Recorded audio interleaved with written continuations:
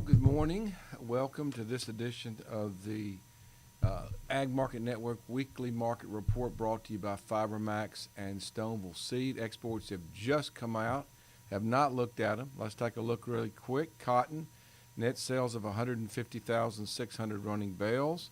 China was the leading taker at 44,500 running bales. Vietnam, 30,400 running bales.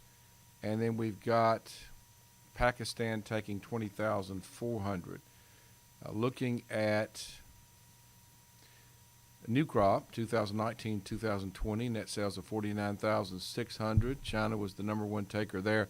Now the shipments were 172,600.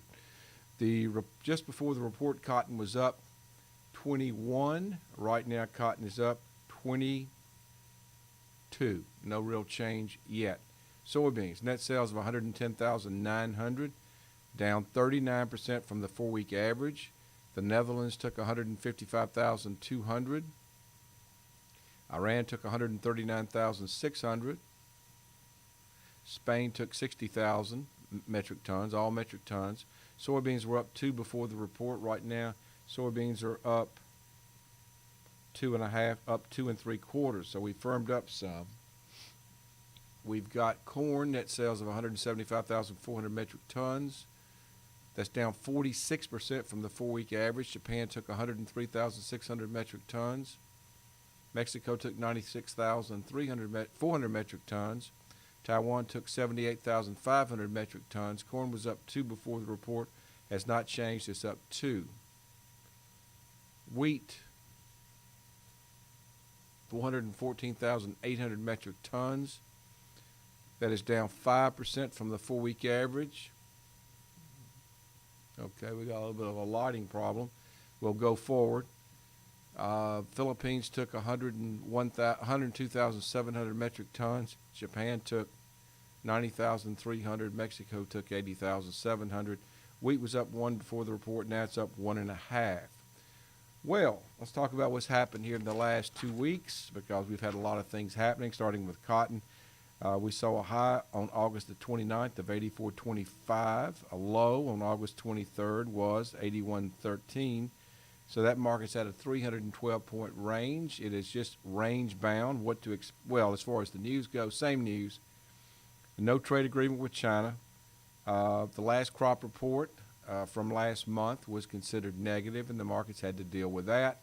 We've ratcheted down from what we thought at that time was a range of 85 to 90. To where now we think we're talking about, at least over the next month, in the absence of any shocking news, a trading range of 80 to 85.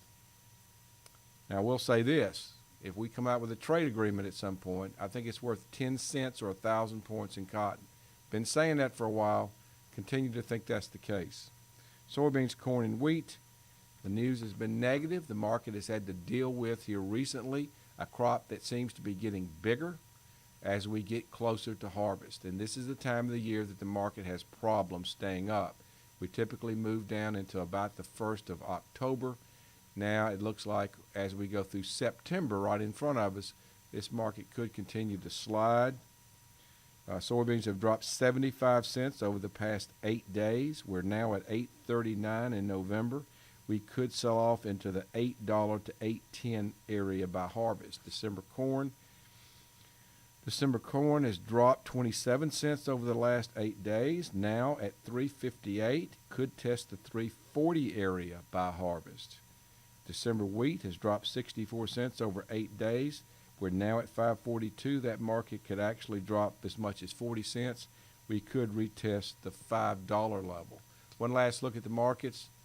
As I said, cotton was up 24 just before this export report came out. It's now up 38, just jumped up. We had November soybeans up 2 before the report. Right now, unchanged from that level, up 2. Corn was up 2. It's up 1 3/4. Wheat was up 1, and it's right now up 2. That's it. Thanks for joining us for this edition of the Ag Market Network Weekly Market Report, brought to you by FiberMax and Stoneville Seed.